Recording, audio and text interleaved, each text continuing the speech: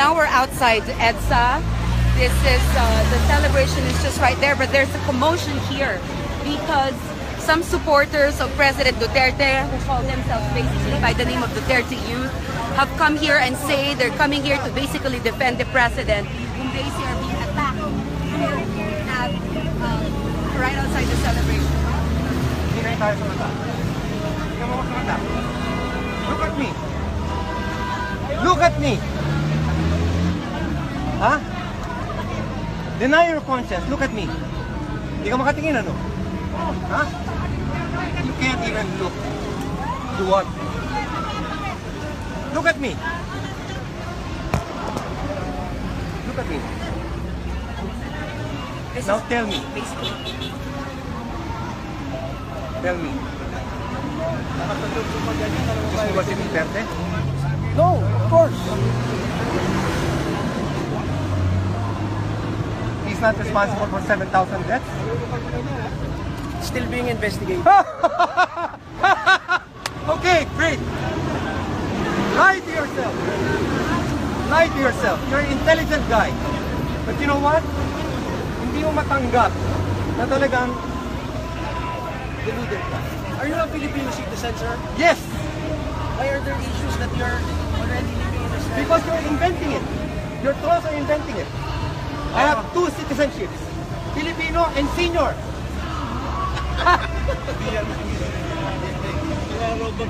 Robots. Robots.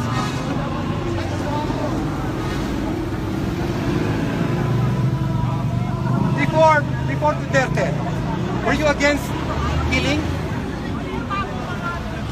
Yes. What happened? Ask yourself. What happened? Why did you sell your soul? Ultimately, when you die, you will answer that. I'm asking it now so you don't have to wait till you die. Be honest with yourself.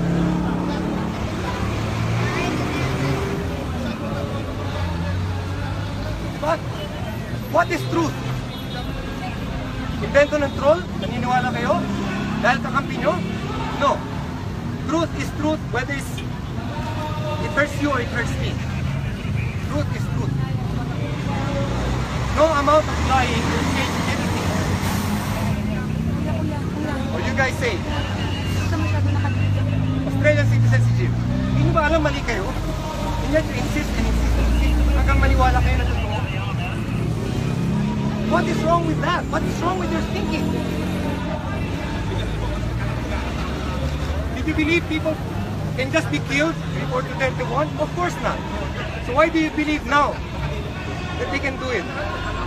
He even said so, he even told the citizens, patayin niyo yung mga adik. Sabi niya sa pulis, kung walang baril, mag-iwan kayo ng baril. Hindi nyo hindi tinig yun? Total denial ba kayo? Ha? Evil is the total denial of palitan na ng that's what it is. Wake up! Pilipino tayo.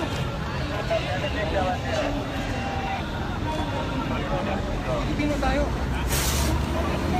And you're going to die for a lie? You're going to die denying your conscience? For what? For this megalomania? Think! My gosh! My gosh! You are the future of this nation, and you've sold your conscience, and you've sold your will, and you've sold your thinking to some madness. Answer me.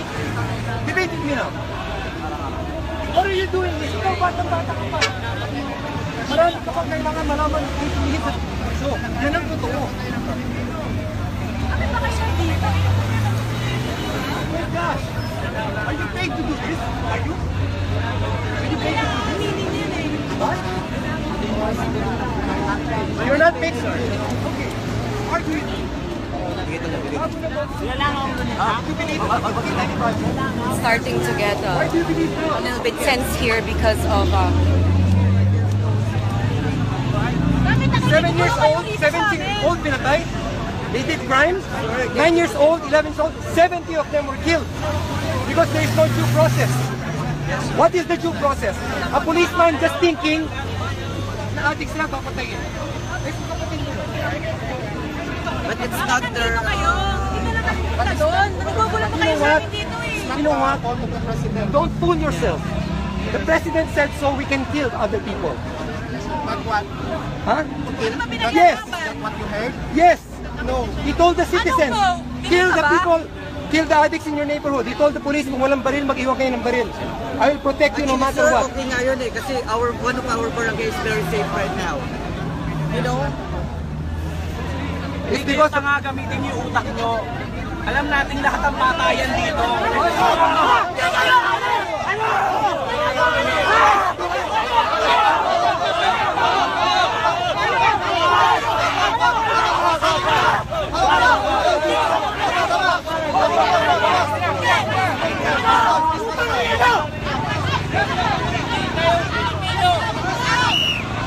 This is my country,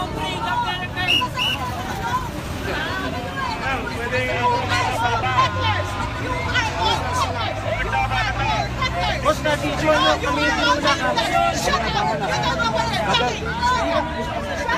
Bakit hindi kayo pumunta nun eh? Bakit nandito kayo? Wala kayong bilang dito. Ano po nga yung banner namin? Wala kayong bilang dito nang babastos kayo. Uwe! Uwe!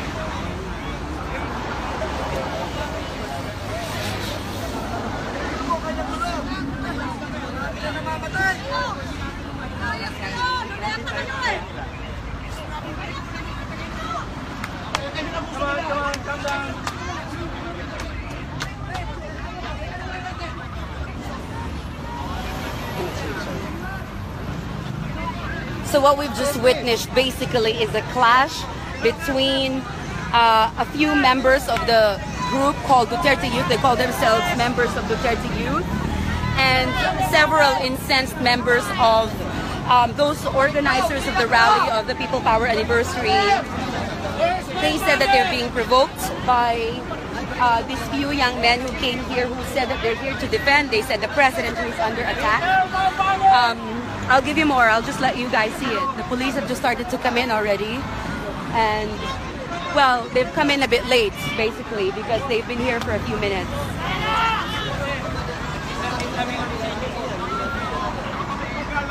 Opo, galak din kami. Nasaan yung banner namin? Alis kami. para kaming kumakain, inihian yung pagkain namin eh. Huwag naman ganon. Please lang, please. Naisip na kami, hindi kami sasalat. Wala kami nasimulan. Kanina pa naman pare, logic na lang ang gamitin. Hindi kami kumagalaw. Ano yung tayong utak ng Pilipino po? Nasaan ang banner namin? Mali yung ano. Sir, hindi. Ang banner namin nasaan? Hanapin mo na lang. Huwag kayong mamumura sa akin. Kami wala kami namumura. So, despite that, those members of this group, Duterte Youth, say they don't want to leave. It's also their right to be here. We're now here. The police have set up a cordon basically to try to separate those celebrating the People Power Revolution and these members of Duterte.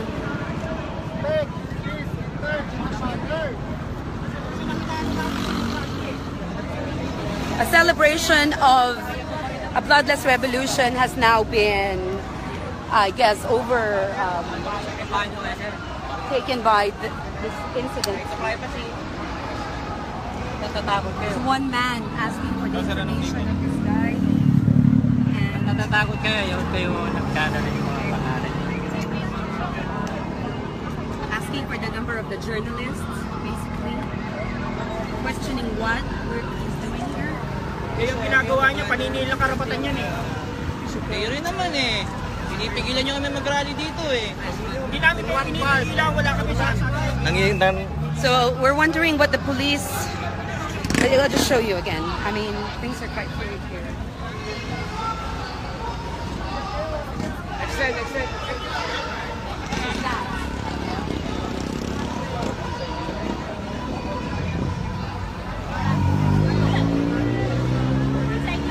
Right, sideways. Okay, sideways. Here you go.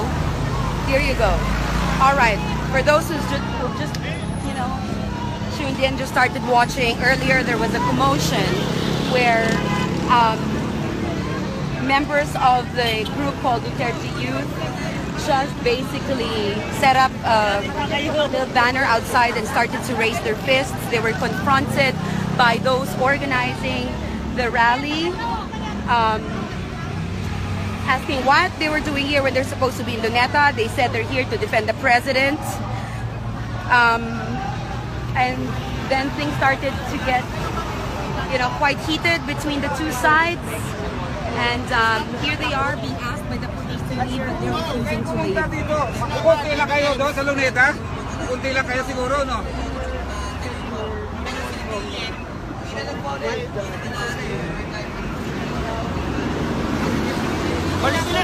Kung hindi pagpigil ang balak nyo, ba't nandito kayo?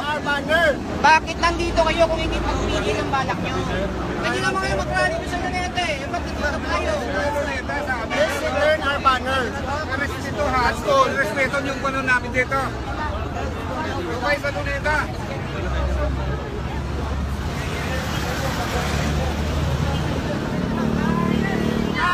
All right, so they're about to leave, and I have to do my live now.